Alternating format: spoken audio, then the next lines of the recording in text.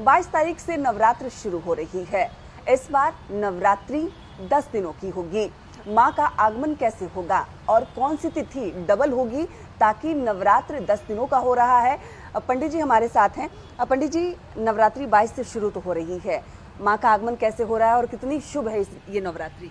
जी, सबसे पहले तो निजी टीवी के सभी दर्शकों को शारदीय नवरात्र की हार्दिक शुभकामनाएं और बधाई। माता रानी उनकी सारी कामनाएं पूर्ण करे। मैं आचार्य राकेश जी आपको ये बताना चाहता हूं कि इस बार की जो नवरात्रि है वो पिछले कई वर्षों के मुकाबले बहुत ही शुभ और उत्तम हो रहा है। इस बार की नवरात्रि 10 दिन की हो रही है। देवी भागवत पुराण के अनुसार बताया गया है कि अगर नवरात्रि में तिथि बढ़ती है तो वो और शुभ और उत्तम हो जाता है। और इसमें भी इस बार चतुर्थी तिथि 2 दिन हो रही है, यानी माता के चौथे स्वरूप में कुष्मांडा माता की पूजा 2 दिन होगी। 2016 में ऐसी संयोग बना था। इस बार चतुर्थी तिथि 2 दिन हो रही है।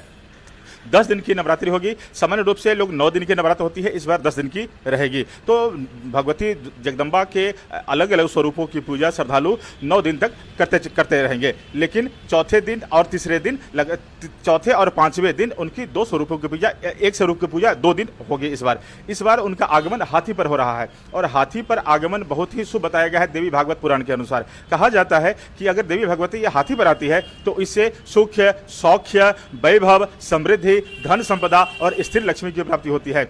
इसका प्रभाव जीव जंतु, पर्यावरण, देश और कृषि के साथ साथ सभी मानव जाति पर भी होगा। वहीं इस बार देवी की विदाई यानी 2 अक्टूबर विजयादशमी के दिन देवी की विदाई पालकी पर हो रही है और पालकी पर विदाई होने से कहा जाता है कि शुभता और सौख्यता भगवती प्रदान करती है। इसलिए इस बार की नवरात्रि बहुत शुभ और उत्तम रहने वाली है।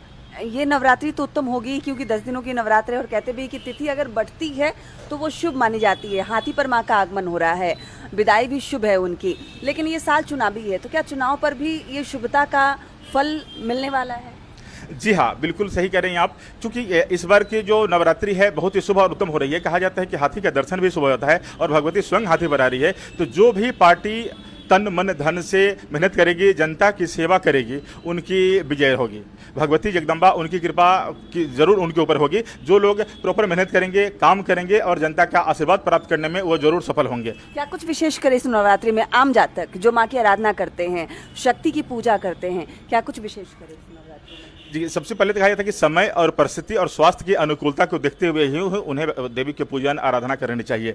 चूंकि आपका स्वास्थ्य अगर अनुकूल है तो आप निराहार करके, फलाहार करके, जलाहार करके या एक टाइम भोजन करके आप भगवती जगदम्बा की उपासना आप करें। पहले दिन कलश स्थापना करें और उस पर भगवान गणेश के साथ साथ सब देवी देवताओं का आह्वान पूजन करें और फिर भगवती जगदम्बा की प्रथम स्वरूप में शैलपुत्री माता की पूजा से प्रारंभ करेंगे। पहला दिन संकल्प करते हुए या तो आप दुर्गा सप्तशी, दुर्गा चालीसा, हनुमान चालीसा, सुंदरकांड, देवी भागवत पुराण या फिर रामचरितमानस का आप पाठ कर सकते हैं। पहले दिन संकल्प के साथ इसकी आरंभ होती है और ये महानवमी को पाठ का समापन के साथ हवन, पूजन और कन्या पूजन किया जाता है। 10 दिनों की नवरात्र है तो नवमी कब मनाई जाएगी इस बार? 1 अक्टूबर को इस बार महानवमी का पर्व मनाया जाएगा और 30 सितंबर को महाअष्टमी, वहीं 2 अक्टूबर को विजयादशमी का पर्व श्रद्धालु इस बार मनाएंगे। सिर्फ चतुर्थी तिथि डबल है, यानी माँ के चौथे स्वरूप की पूजा 2 दिनों तक होगी, बाकी कंटिन्यू चलता रहेगा। जी जी जी जी, पहला, दूसरा और तीसरा जिस तरह से सामान चलती है उसी तरह से चलेगी। चौथे दिन और पांचवें दिन दोनों दिन एक ही माता यानी चौथे स्वरूप में भगवती के कुष्मांडा माता की पूजा होगी जो 2 दिन की जाएगी इस बार।